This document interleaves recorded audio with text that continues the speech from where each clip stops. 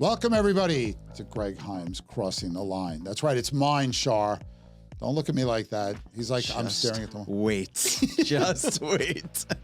He's one seat away. I know, you want it here, but just leave me the bobbleheads. I'm going to grow my hair out. Nobody will tell the difference. What we should do is just rotate who hosts, occasionally, and then you guys can do all the prep work. Anyway, Lone Daddy. We'll leave it to you. Shar, Sedgh, Ray, Lena, usual crew of degenerates. That's right, Ray. We need that clap to start the show. Wouldn't be a show. Especially after a long holiday weekend. It feels like a Monday.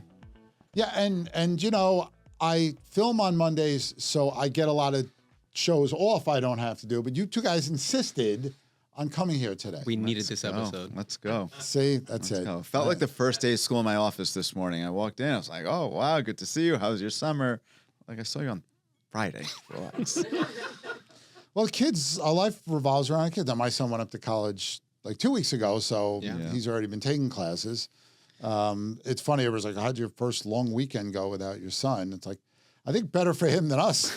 Because we call him, he's like, oh, I'm going to the gym. I can't talk right now. It's like, I said to my wife, okay, he's fine. He wants nothing to do with us now. That's kind of the way we want it. Now, what is your wife saying on her podcast about how her first weekend went? I feel like she's probably a little bit more emotional than you are. Yeah, well, it'd be dangerous to give my wife a podcast because it might run very long because there's a lot of things about me that need improvement, apparently. But we did, so we went out to dinner. You they always say like you should have date night with your wife, which I think is ridiculous. I mean, I started dating my wife 35 years ago, whatever it was. Like, we're supposed to, how does that go? Do we split the check when it comes, right? That's a callback. That's a thing. It's like, who pays? Right. Are we going to kiss in the car? Like all the stuff you do when you're dating and you don't have your own place. That would actually be nice. Yeah, but we're not going to do it. So when you go out, just the two of you, what do you call it? It's not called date night? No, it's dinner. It's just dinner. Dinner. Why does it got to be something? We can't just have dinner? You want to score some points? Next time you go out for dinner, on your walk back to the car, hold her hand. You probably haven't done it in a long time. It was like Greg's not that guy. Open the door. I do. Small points count. I do hold my wife's hand when we walk. Serenade her. There you go. Well, she comes to the gigs. I don't sing, but I play. We had a good jam yesterday at a friend's barn, and it was a good time by all. It was nice weather, too. A lot of times it's hot in there. There's no air conditioning in the barn. How was the concert last week? The Who? The Who's awesome. Yeah. I'm not going to say it's the best they've ever sounded because they're in their 80s, but we were all like looking at everybody next to us like, actually, it sounds pretty good, right? It's like, yeah, it's good. It's like, okay, we like this, right? And then it was like, I was going to go to the Garden on Saturday, but then I said, I want to have the good memory of the last show. And then, of course, Saturday, they played one of my favorite songs. I've never heard him do live, but I saw the video. It wasn't so great. But you know what? I was just lamenting before with Morgan from my staff about the era of stadium rock shows, like the big rocks, is ending with these guys who are in their 80s. Elton John, Billy Joel, Springsteen. It's going to fade away. I mean, there's some bands out there, like Foo Fighters still does it, and Green Day, but to me, it's not the same because they don't incorporate the visual effects and the aggressiveness. I know that people say, well, the Foo Fighters are very aggressive. No, the Who is aggressive. And I think it was an era that ended. I saw Guns N' Roses a couple summers ago, and just Axl Rose, you can just tell he was lagging. He didn't really interact with the crowd at all. He's the Jim Morrison of the 80s, a guy that got too drunk and fat to do what he was supposed to be doing, and then seemed to get disinterested. Right. He is no Jim Morrison, but I see the connection. It's a shame the Doors didn't get to make more albums. But anyhow, we're coming to you from the Greg Heym Studios at Studio 1873. I got to claim it before Vince does. I used to joke that it's a Vince Rocco studio. It's on record now. And we will begin the show right after these important messages. Your dream home is closer than you think. I'm Scott Nadler, VP of Mortgage Lending at CrossCountry Mortgage, and I'm here to get you the perfect loan to match your perfect home. From first-time home buyers to seasoned homeowners, I've helped clients make their moves with confidence. Ready for a smooth, stress-free home buying experience? Let's get you moving today. Call me and let's turn those dreams into keys. Sedgh and Zuckerman is a boutique residential law firm guiding you and your clients every step of the way with a solution-oriented approach. Make sure to work with a deal maker and not a deal breaker. Contact us today at sznylaw.com.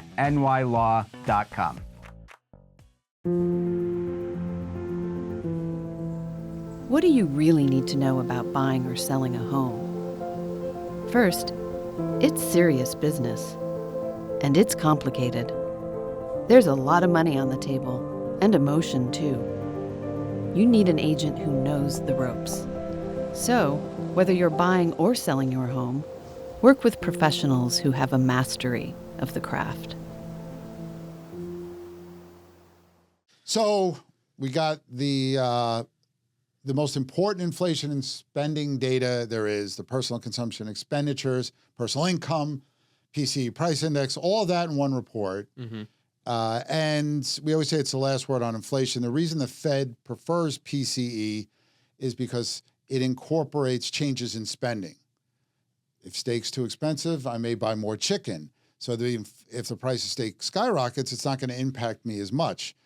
It comes out at the end of the month, after the month they're talking about, so they have plenty of data to say, well, did people change their spending patterns? What percentage of Greg's money is he spending on bobbleheads? Because he may say it's only 1%, and we find out it's like 30. So it is generally more reliable. So if we look at the core PCE, because that's the one the Fed prefers, up 0.3% and 2.9% higher than a year ago. That's up from 2.8% in June, right? So people go, oh no, inflation is going up. This is bad. It's supposed to be going down. It's not good. You want rate cuts, and the number's supposed to be 2%, not 2.9. And as I'm reading the articles written about this, one really, really upset me. I thought. We didn't notice. We got an email from you. Yeah, you got an email from me yesterday. You reeled it in very well from before. We could feel you fuming from this article just based on the email. I'm not going to name names of the article, but it a includes lot letters. Yes, as most news agencies do. But it had said that inflation, ticked higher, indicating the administration's tariffs are working their way through the U.S. economy. So you'd say, okay, well, that maybe there is a little inflation because of these tariffs on certain goods. Go down to the last sentence in the article. Yada, yada. Scroll down. Yada, yada, yada, over the best part. And the quote is, and this is CNBC. I'll give them credit. If they want to respond, ctl@bhsusa.com. If it's a legal issue, send it to Shar. It's his fault. Services prices rose 0.3%, essentially accounting for all the monthly increase as goods decreased 0.1%. So you're blaming the tick up in inflation on tariffs. We don't tariff services. We tariff goods. But yet the prices overall for goods went down. Got any idea how they might explain that, Loan Daddy?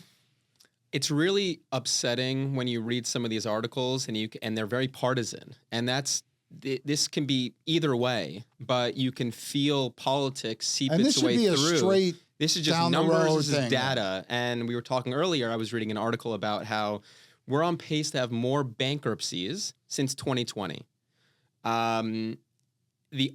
The main point of the article was the reason for this is tariffs.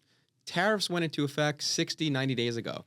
Companies aren't Some of them haven't even taken effect yet. Some of them are still in limbo, or it's a much lower number than what's planned. So it's not as if these companies have had underlying issues and problems, and all of a sudden these tariffs get slapped on, and now they're going bankrupt.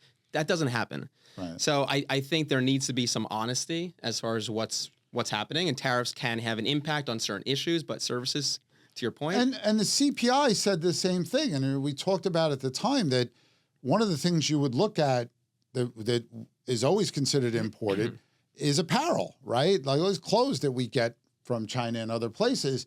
And then you see apparel prices in July, according to the CPI, went up 0.1%. That's not inflationary. Right. It's just a narrative that they want to push. And look, if you want to be honest, you say, look, it ticked up. Because technically it doesn't matter what we're spending the money on. It's still money out of people's pockets, right? Or and this is inflation-adjusted data too. What is good in the report is that real spending, retail sales doesn't adjust for price changes. So real spending was up 0.3%. That's the highest monthly gain since March. So consumers are still paying, and we know that wages are rising faster than prices. And one thing that was really helpful in July was wages and salaries rose by 0.6% just in July. And we saw at the beginning of the year, there were increases in personal income due to government transfer payments. You think, or Social Security, right? You get that. My mother calls it a raise. I'm like, you don't have a job, Ma. It's a cost of living increase. So, Shar Sedgh, what do you take away from all of this? Now, as a lawyer, can we sue here? No, I'm just kidding. How do you see this? Now, you are a service industry. Right. Now, Scott has an interesting thing that I'll let him tell about, is where a lot of this inflation came from. But are you raising your prices? So I'm not raising my prices, and definitely not because of tariffs, obviously. Since we don't tariff services. Yeah. So what somebody was saying earlier is that it might be lazy journalism, right? And to this guy's credit, maybe he thought nobody would read this article on Friday going into Labor Day weekend, but little did they know about the chief economist here at PLLC. If they'd have read the blog, You they would have can't- known that I you was can't- not you can't pleased. You can't get anything past them. But now, is there any merit? I haven't heard this article, this item brought up, but okay, you're a service provider, but Right. you have things you have to buy, equipment, you know, books. Hopefully, a big, I know it's online probably now. We just pay for Wi-Fi now. But all those books are. You have pens, you have those legal right now. pads. They're even called legal pads for a reason. Absolutely. Are you paying more for that stuff? And is that why people are raising prices? Nothing has changed as far as running my business and the cost of my business. And maybe we should write an email to this guy and see if we can engage in a back and forth and see what happens. We'll see. Why don't We'll we see. just Challenge him. I don't know instead if of that being- guy wants to challenge. I may come Mr. down Heym after over lunch. here. I tend to do that. It's been 4 days. But No, it's like printing the retraction on page 50 of the headline you put on the cover of the paper. Yeah. And it's a common narrative that, like Scott said, where you see this stuff. But It definitely happens on both sides. You see some people on the other side that will automatically blame DEI for certain issues that happen when a lot of this stuff is so nuanced. There's multiple factors, but to solely blame tariffs or something like this, that's being lazy. And that's what opinion shows are for. Like this show is an opinion show. I hope, right? Was that the Our goal? opinions are facts, though. So Yes, we of can take it. course, because we go like this when we talk, and I play with bobbleheads. So what could be more trustworthy than that? But I think if somebody should have read this out loud and said, and it's funny because I didn't see anybody else pick up on this to the extent I did get one long article from a website that did point this out that said services prices up, and then it said in parentheses, not tariffed. Goods prices down, tariff, to make sure everybody can see. The comments are always really interesting to follow. But bigger picture, how do you process inflation right now? Right? So we have a jobs report coming out on Friday. The Fed is meeting on the this is going to change 17th. everything. I think that this report by itself doesn't change what's going to happen this month. I think there is going to be a 25 basis point cut. The only thing that can stop that now is a blowaway jobs number. Right. If for some reason they revise, the June and July numbers much higher and August is blowaway, outside of that, I don't see any change because this, if you look when the inflation is in the services and, we're not seeing any widespread inflation tied to the tariffs. And, by the way, a lot of these tariffs now have been ruled illegal. Yeah. I guess, is that the right term? Mm-hmm. But, Which the market's not liking right now. well, and so let's how would you revise this article if the numbers don't change and the tariffs are gone? Which I don't think will happen. I think we'll talk about that a little bit. But that's a great point. If these are going to be considered illegal, how are you going to reconcile this article with that? Well, you know what? And it's the argument makes sense. Hey, these producers now have to pay this tariff when they ship the stuff here. And usually producers, landlords, whoever else, whether it's services or goods, they will pass their increases on to their customers. So yes, that makes sense. So certain items will be more expensive, and we've agreed on that from the beginning. Right. Yeah. But that doesn't mean Everything. runaway inflation happens. That happens when you're dumb enough to raise the money supply by 40%. Right. So, that's what people still don't seem to get. I never hear the Fed chairman mention the money supply. That's how you control inflation. That's right.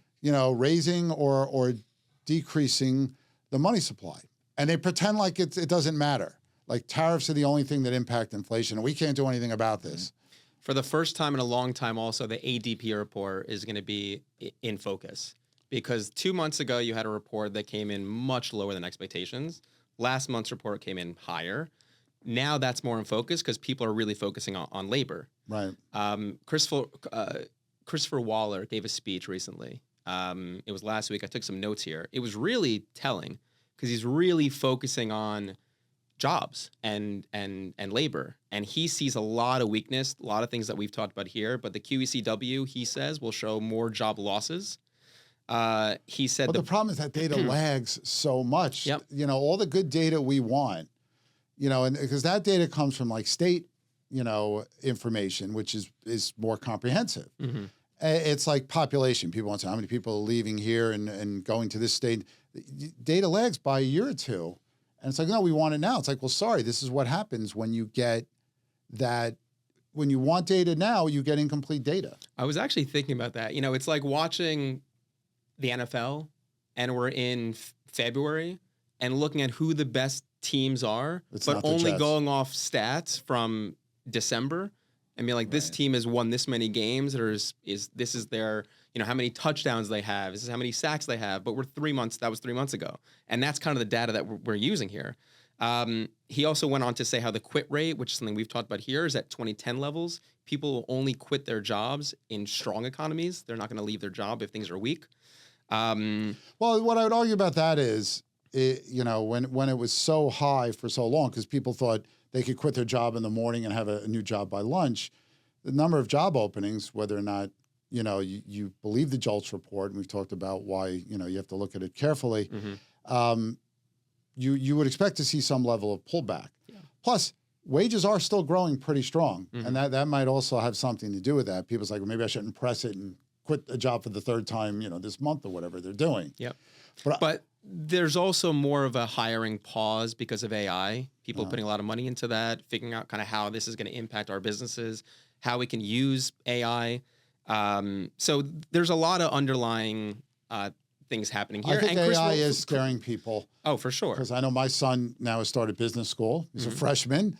And all I'm reading these articles about how entry-level business jobs are going away because AI is doing it all. It was funny. I was with a friend of mine. So I'm going to send him to law school because Shar has promised to hire him when he gets out. Thanks, Shar. A friend of mine's son is 14, and he got caught cheating in a class using AI.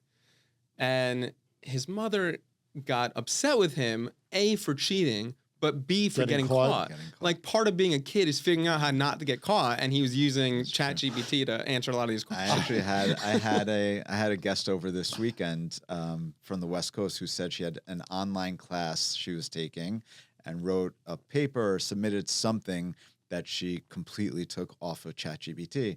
And she said she didn't know that there was software out there that can read the algorithm that ChatGPT uses, and they have common trends.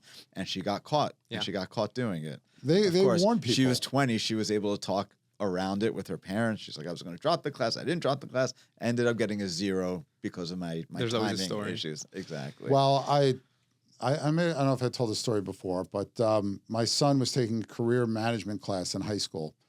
And we had the teacher's night. We're meeting with the teacher, and she's like, "Oh, he got 100 on his plan for dad to say like where they want to go to college, what they want to major in, what they want to do."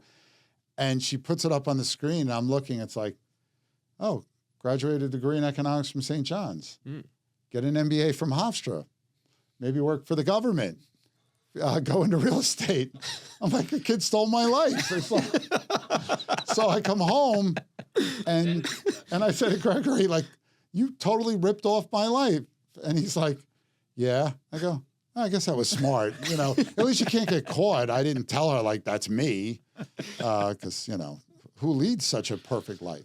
All right, I want to go back to one thing we talked about before. We'll go back to the PCE. The methodology. Now, the services. Yeah. Now, I heard this originally that a lot of it had to do with wealth management services because stocks are up so much. But I was looking at this, I didn't know this, but portfolio management and the fees that are being charged get factored into the PCE numbers.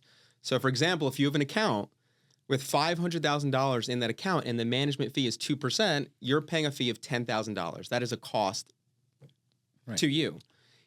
If the stock market improves and is going up, now your assets are no longer worth $500,000; it's worth $600,000. That fee that you're paying is still 2%, but your cost is now $12,000 and not $10,000. That is factored into these PCE numbers, which I think is mind-boggling. I mean, this is someone who's increased their net worth by $100,000, and it's So maybe they should adjust that, just like they do for prices. Adjust it based on the stock market. Everything that I'm hearing and seeing, though, I have to believe that there's so many important and prominent people, you included, who... Oh, thank you. Pointing at Shar. No, everybody sees it. We have video of this, Shar. Both of you. No, don't throw him in with me. No, but there are a lot of people who are highlighting this. And I think it's just a matter of time before the methodology is going to change. They're already very late to it, but I don't know how long it's going to take. I've been an economist for 33 years. Sorry to hear that. Never, I worked at the PLS. Never has there been so much. There's always been talk about books being cooked, especially in political contest years, things of that nature. But now every single thing that comes out is being challenged. And with a market that's very sensitive to everything, it's crazy. All right, but I want to talk to my lawyer buddy over here about the tariffs. So, U.S. Court of Appeals 7-4 ruling. The administration, the law they invoked does not actually give them the power to pass these. Not every tariff, but basically the reciprocal tariffs, right? But they staying the ruling until October 14th to let the Supreme Court weigh in. Supreme Court's just going to say it's okay, right? Move on. Absolutely. So I feel like this has unfortunately become a partisan issue also. If anything that gets in the courts becomes partisan. And if you look at the Federal Court of Appeals, the makeup, there's 12 judges, even though there's 7-4, there's 11 that voted. One person didn't vote. One person's like 98 years old. And she wouldn't take her neurological test, so she's limited participation. But anyway, there's 12 members of the court. I think it's 8-4. 8 were Republican nominees, 4 were Democrat nominees. Really? I believe so. And if you look at the vote, they very much voted. Sorry, it's the other way around. It's the other way around, yeah. Sorry, the other way around. But once you get to the Supreme Court, then you have 9, 6, and 3. And based on the way they've approached executive powers, they're pro-executive powers. So you're going to expect them to expect this to get reversed. And I think that was it seems like an acknowledgement when you read that they're going to let it sit till this week. It's a fancy headline, though, right? Illegal tariffs done by this president. Yeah. So it's catchy. Yeah. And if you're only reading the headlines, sells articles. That's what it is. And if you need to know what reason we would want these tariffs to keep going, I can think of 300 billion of them. And that's the minimum amount of revenue that is expected. And remember, it's not just what the administration is saying. Through July, it's $150 billion that's been taken in. But the other thing is, remember, S&P rates our creditworthiness, and they said that this money is going to more than make up for any additional costs from the big, beautiful bill. So there shouldn't be a debate on whether or not this is going to raise money. Whether or not it's going to, I can't prove to you we're not going to get widespread inflation. It's only been a couple months. Right. But my logic is better than their logic. Because if I only have so much money to spend, the price of everything can't go up. Right. So whether this is good or bad, tariffs are good or bad, was not the point of this. The court case is whether it was legal and whether the administration went beyond the rights that Congress has given him. So that it wasn't is it good or is it bad? Right. You can have a lot of discussions of whether it is or it's not. But this was specifically about whether he went beyond his role. It's sort of like the war powers that the president has. Or even to remove a Fed governor, right? Either it's okay to do or it's not okay to do. Exactly. It shouldn't be personal. It shouldn't be political. Just like CEOs have power to remove people. Yeah.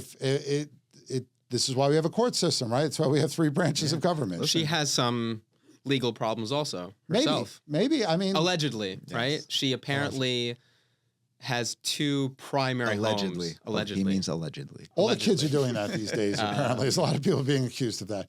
Yeah. I you know, Multiple primary home occupancy is a really big thing in our space. Absolutely. How someone uses a home, whether it's a primary because you get home, a an investment lower property, rate on a primary. get a lower rate on a primary. So the underwriters are like investigators. You know, they can sniff that out. So I'll have clients every so often that will call me and they'll say, looking to buy a home. It's going to be my primary because they know the game. And it's like, well, you work in New York. How is your primary home going to be in Miami? Oh, because I travel there every so often. What do you do for work? It's like I'm a lawyer. I passed the bar here. I'm licensed here. Yeah, it just doesn't make sense. Yeah. So it's got to pass that sniff test. But apparently, this was the issue here, allegedly. Well, we'll see. Derek Jeter got in a lot of trouble for that years ago. You know, he claimed primary residence in Florida, and they're like, "Aren't you the shortstop of the Yankees?" Like, don't you? He's got. And the way rings. they do it, I don't know if you encounter this or if you work with this, but they went to his apartment to see what they keep there. How many personal items do you keep there versus like the other places? Yeah, I mean, these days it's much easier to keep track. Your credit card, Easy Pass, flights. You know, it's very easy to see where people are, and they'll actually count the days. So I have a lot of clients who actually say, I need to spend another 4 days this year in Florida to not get hit with those New York City taxes. The problem with politicians are, and I know this wasn't necessarily a politician, is that very often you need to reside in the state or the county of which you're elected. So if you have a mortgage application stating another state as your primary residence, that doesn't look good. It's even worse. It's even worse. When I worked for the BLS, we would travel, you know, month here, month there, collecting data in the New York, New Jersey area. And there's a commuter tax then. So I actually keep track of the days and submit, like these days I was in Rochester, like these days I wasn't commuting. Now we don't have a commuter tax anymore. Every now and then it comes up again. Right. Just to put a bow on last week, if that's a correct thing to do, stocks weren't good on Friday for the PCE data, but 4th winning month in a row for the S&P 500 after what was a rocky, if you remember, April was a little scary. But September is historically the worst month for stocks. You know, you've heard of the January effect. January is typically the best month for a variety of reasons. September is just is the lowest returns of any month. So that's the September effect. How does the market usually react when the Fed lowers rates? They go bananas. They go, hey, free money. Let's go get some. Okay, so we'll see. Maybe and corporate profits are there. GDP for the second quarter was revised up.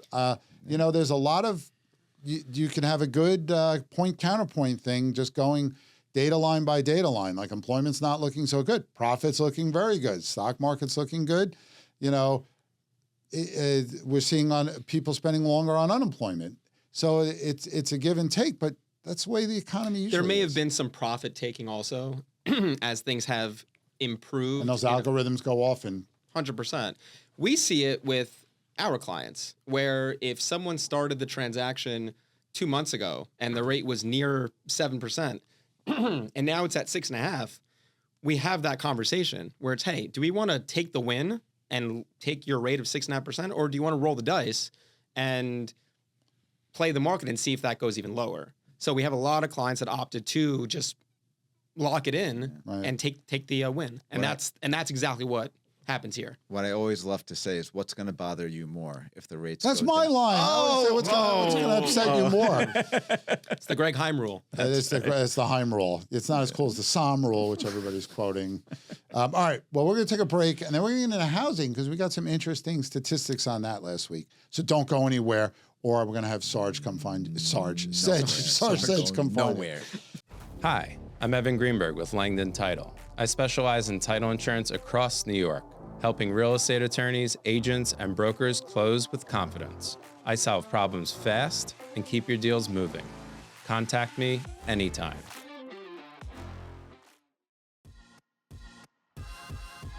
Ultimate Diamond is New York City's most established family-owned jeweler. With over 65 years of experience, Ultimate is renowned for its exceptional, custom-crafted diamond jewelry, its bespoke engagement ring designs, and its ability to source rare, distinguished timepieces. Ultimate has built a legacy of timeless craftsmanship and discretion, making it a trusted name among those who value refined luxury. Learn more at ultimatediamond.com. This beautiful set here at Studio 1873 is brought to you by the Everset. The Everset provides full-service staging and furniture rental solutions in the New York area. For more information, please visit us at staging.theeverset.com or email us at staging@theeverset.com to request a free proposal. All right, and we're back. I had a bunch of caffeine during the break, so I apologize to my good friend Shar Sedgh. Wow. Combining his first and Wow, what last a name day. into Shar. What a See, I day. can't even say it. It's always the short names that are hard to say, right? That's right. Too much alliteration. Work on that. As my father used to say every time he got mad with somebody, he's like, work on that. All right, so we got pending home sales. Those are based on contract signs. Down a little bit in July, but up a little bit from a year ago. Mortgage rates went up in April and May, which may have had something to do with this. That's when people start calling Loan Daddy, begging for money, and he goes, ha, ha, ha. You'll get it when I say you get it. I would never do that. No, he wouldn't do that. But what was interesting is all this talk about canceled contracts. And Redfin, which is a national real estate company, said 15% of the contracts that were outstanding were canceled in July, the highest rate since it began tracking in 2017. Did you, and you can both certainly answer this because you're right in the middle of this, did you see any uptick in canceled contracts? Personally, I didn't see that, but I will say that it takes time for contracts to get signed. That's one thing I am seeing, where I think... Are they trying to delay so they get more surety in that time? I think here in our market, it could be the management companies taking a long time to get the documentation and the due diligence done on a specific building.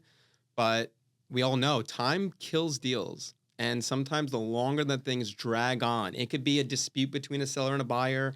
It could be some small thing in a contract. It could be a management company in a building. But time kills deals. And we see, especially this time of year where people are traveling, it was taking time, right? I mean, I like that's... So it used to be it would take 1 week or less to get you from deal sheet to contracts being signed. Now it's taking at least, well, let's say close to 2 weeks, sometimes more, sometimes less. I think what this article was talking about, those deals that were in contract already, but before Correct. closing, during that little sweet spot where the brokers have already imagined their commission in their bank account, spent it already, and then deals falling apart. And honestly, I agree with Scott. I really haven't seen contracts. Well, in fairness, at any larger rate than otherwise. The majority, the biggest numbers were in Texas and Florida. And if you're wondering, the highest rates, San Antonio, Fort Lauderdale also 23%, Fort Lauderdale 21%, and Tampa 19.5%. Right. So I think, again, we talked about this a couple of weeks ago or last week, that New York doesn't really work the way that most of the other countries work. So you can't lump in all of us together. States. States, Yeah, sorry. countries. I was like, Sorry, states. So we've I think gone some global. of those. So I would really look into what kind of contracts those were, right? So in New York, once you sign a contract, you're locked in. The article talked about the primary reason why contracts are canceled is because of cold feet by buyers. That doesn't fly in New York. Once you sign the contract, you're locked in. Right. You don't have a chance to get out. Right. So sometimes there you put in like a soft deposit. You have time for due diligence or attorney reviews. inspection periods.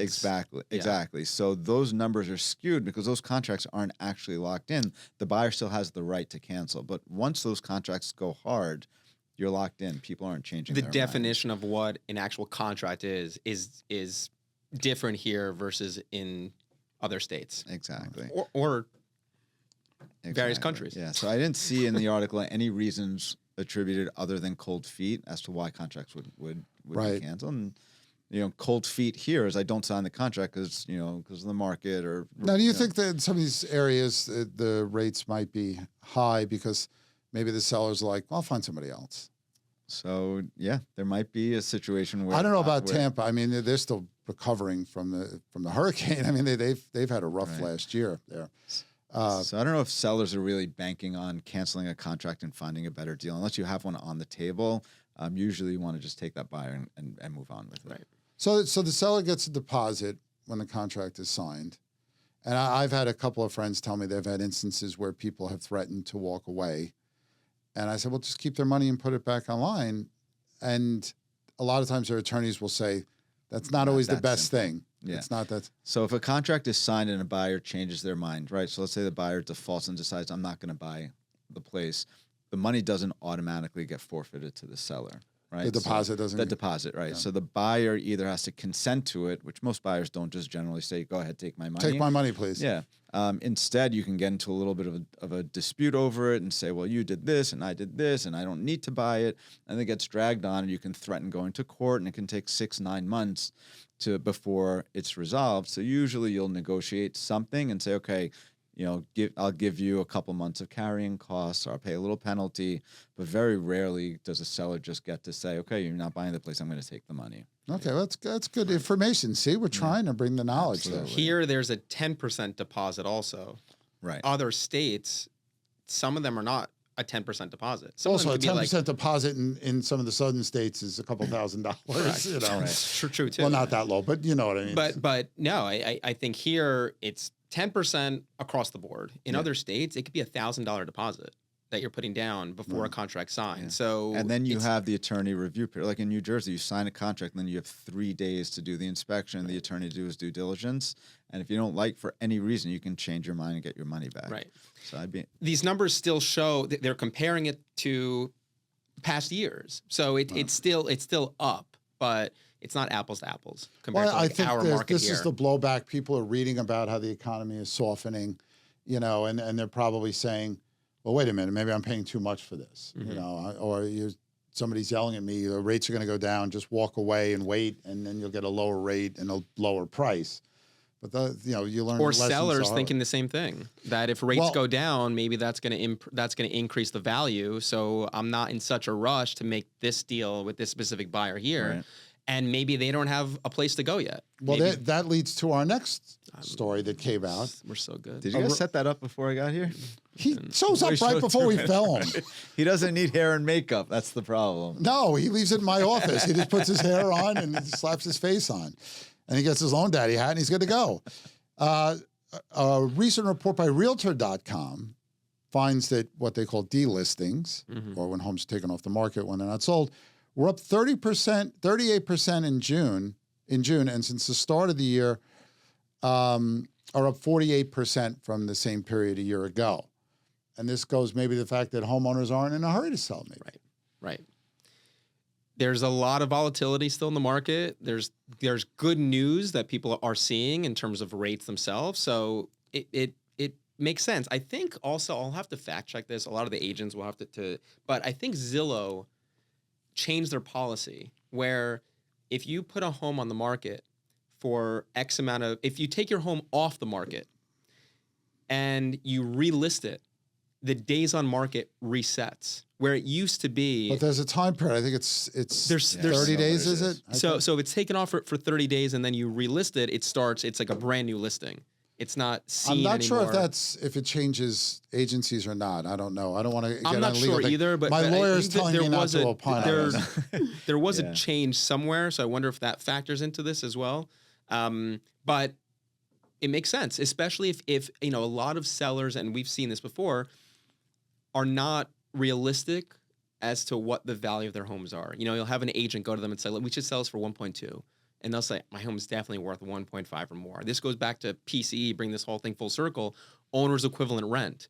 People don't know what they could rent their home out for. No, there's $10,000 a month. They just make up a number. So a lot of sellers have no clue what they could sell their homes for, but they have such an emotional attachment to that home, saying, I need to sell it for at least 1.5. They have that number, and the agents. Plus, everybody will know what you sold it for, because in a month the public record will be there. It'll be on Zillow or all these other websites. Right.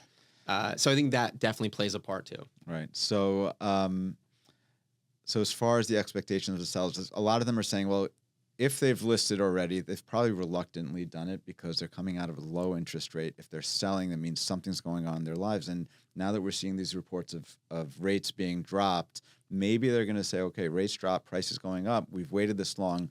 Let's retract for a second, regroup, and then see what happens. The problem is the sellers who are selling and then going to buy, they may be coming out of the market that's beneficial to them, but when they come back in, they're going to be thrown in right where their buyers are going to be as well. So it's hard to anticipate where these things are going to land.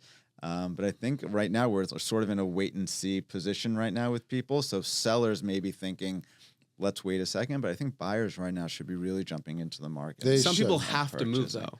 Lena, for example, had to move, right? So I think in terms of if people have kids, they get married, they get divorced. I mean, life happens, and a lot of these people have to move, and we see a lot of clients like that too. Yeah, I think there's this misconception that, especially in more expensive areas, that people just buying, I just get an apartment. Like, they don't realize that's a very small investor buying here in New York is a very small percentage of the total. Most people that are buying to live, and because they have a change of life thing, get a better job, or, stepping away from their job, that's the sort of what makes us go, is the need moving to purchasing and renting. All right, so good news on mortgage rates. Not much to say. They ticked down, now back at a 10-month low where they belong. Yes. So your phone's been ringing off the hook? It's been ringing. We've been busy. This goes back to what we were talking about, in terms of clients taking the win, seeing that the rate was 7% when they started. Now it's 6.5%. So that's a big change for a lot of people. What about you? Your phone ringing off the hook? August. It ain't for me. I don't call you. So. August was definitely busier than it usually is for us. But I think it's interesting to see what's going to happen in the next 3 weeks in September. We don't usually get this much time between Labor Day and when holidays start. So I think we might see a scramble of people trying to get into contract. It gives you just enough time to negotiate a good price, do a little due diligence, and sign contracts, and sort of put that process behind you before everyone sort of takes a little break. The psychology of the buyer also, with the Fed meeting coming up, we're going to be hosting a live webinar. A live webinar. Who knows what we can say live? We're going live. There'll be no way to edit it. It's just going whatever we decided to. So I think because I'm hearing from a lot of clients,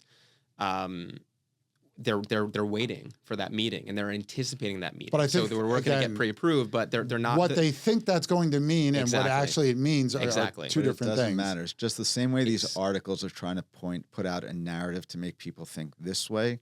It's the same thing. People's expectations and the psychological impact of it can just move the markets the way that they do. Right. The practicality of it sometimes doesn't factor in the way it should. All right, so we got one more thing that might get us into trouble.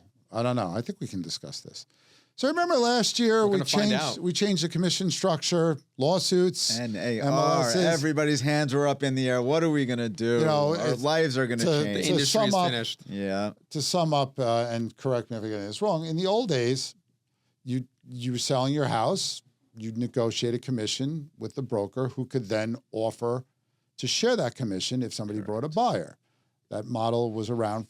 It was understood. It was signed documents. Yeah. Sure, lawyers mentioned it, but somebody decided that no, that should never happen, right? And then, there's like anything else, when there's a major change in rules or laws, they think the whole world is going to change. Everybody gets frantic. Exactly. So the thing was, okay, now you have to be more open about this, and now you have to get special permission. I don't know what the right term is if you're going to offer a buyer broker commission. That has to be negotiated before. Right. And were buyers actually going to pay buyer broker commissions? Because usually they don't do that. Right. And this is going to change the whole way everything's done, and it's going to be better for everybody. And yada yada yada. Fast forward a year. Here we are. Nothing changed. Nothing has changed. In fact, the average buyer agent commission has risen the 3 months since the changes were taking effect. Right. And this comes via Redfin, who we've mentioned twice in one episode. Thanks, Redfin, for the material. How much are they paying? They're providing material. It doesn't matter. You give me good stories, and no, you're still paying because I have a lifestyle of bobbleheads and guitars I have to keep up. So is this a surprise? I don't think for anybody that was actually looking at how this would impact us would be surprised, right? So the main thing is that the buyers have to sign an agreement with their broker that says you're going to get at least this much commission, right? So let's say the buyer's broker says I'm going to work for 3%. If they get the 3% from the seller, no harm, no foul for the buyer. Now, for the most part in our market, most sellers are paying 5 to 6%. They split it evenly with the buyer's broker. Buyer doesn't have to pay any commission. The only impact I've seen is in that some smaller markets outside of New York City, like Queens and Brooklyn, where commissions are Okay, those are not generally outside lower. of New York City. Technically, Outside they of are in New Manhattan, York City. sorry. Outside of Manhattan. Before we get hate mail, the views of Shar Sedgh do not necessarily I need to reflect get the a- views I of need a- Greg Heym, crossing the line enterprises. Go ahead. So once you get outside of Manhattan, sellers are paying lower commissions. Sometimes you'll see them as low as 3 to 4%. And then you have buyers agents looking at the buyers and saying, hey, I'm not getting enough from the seller to make this worth it. Can you pay me half a point, pay me a point? And that's really it. It's not impacting the percentage of which brokers are getting Now, paid. can we make the argument that this was No, you never can't. made sense because it's not a secret thing that's on page 50 of the contract that someone goes, oh, no, you don't need to see this. It's something that you're signing. There's agency disclosures, all these forms that are signed. You have an attorney. You know, the narrative that you were hearing in the news was that sellers just assumed they had to pay it. Correct. It's more of a disclosure. But isn't it the lawyer's issue fault now. then? Because they didn't make this clear? So actually, lawyers are not involved in this. Thank you for trying to throw us under the No, I'm bus. just- I'm teasing Shar. For the most part, all of these listing agreements are signed before lawyers you get getting involved, yes. right? So if you go even farther back than what you were talking about, when a buyer wanted to buy a house, the first thing they would do is call their lawyer, and the lawyer would be the one to set you up with a real estate broker, a mortgage broker, an insurance broker, and an accountant. So the attorneys were the ones who were the main point of contact, and they were actually getting paid points off the purchase price. And then the way the market shifted and with the advent of the internet, brokers sort of took a stranglehold on that. So a lot of things are happening before the attorney even gets into place. Can we just appreciate how quickly this went from a major story to nothing? A nothing burger. And I as you're think saying. it speaks to the value of agents. You know, we've worked on many transactions before with buyers who are not represented by an agent. Almost all of them, something goes wrong. They're not represented by someone that's done this before, that knows how to advise them. Especially That knows here how to, with especially co-op here. boards and managing It agents. is, and all. Absolutely. we are like gearing up, you know, fasten your seatbelt when you're working with someone that doesn't have an agent. There's a lot more work to be done and things are going to go wrong almost every time. And I think consumers know that. This is going to be probably the biggest purchase in your life to date, and you're going to go about this process without working with someone, and then you want to go about it and not pay someone. You get what you pay for. Or you don't get what you don't pay for. That's what I always tell people. Agreed. Because you're not, you know, these TV shows make it seem like an apartment in Manhattan gets Drive sold me in 10 crazy. minutes. Drive me crazy. And there's this big commission. And what did they do to earn that? Right. They don't know all the prep that goes on, getting it ready to No. show, the mailings, the advertising, and no guarantee of payment. Right. Absolutely. And, you know, if that contract gets canceled, you know, then it's like, all right, let's go do it all over again. Right. They're working nights, they're working weekends for you to find that right place. So And the average income for a real estate agent is a lot lower than people think it is. correct. It's Very not. true. They're not all $1 million, you know, people out there with fancy cars and stuff like that. Right. You go across America, it could be anybody. Right. They also don't get paid until you buy something. Right. you And you close. close. Right. You close. Until you close. So the veteran agents understand that if you've been doing this for 20 years, there's countless things that came in to the market and you're saying, oh my God, everything is going to change. What are we going to do? And you have a small adjustment period of 3 months, 6 months. And then all of a sudden you look back and you say, I can't even remember how we did it before that. Right. With the property disclosures, closing disclosures coming out, TRID, HUDs, you know, what fees, you know, capping fees, all these things were supposed to change the industry. And sometimes they did, sometimes they didn't, but you adapt and you move on. So if you're a newer agent who's just starting to navigate this world, don't look back, look forward and expect the next thing that comes up. You just have to weather the storm and then you'll keep going. It's, you know, That's great motivational stuff. That True. that It's is true. good. It's true. true. And let's end on that.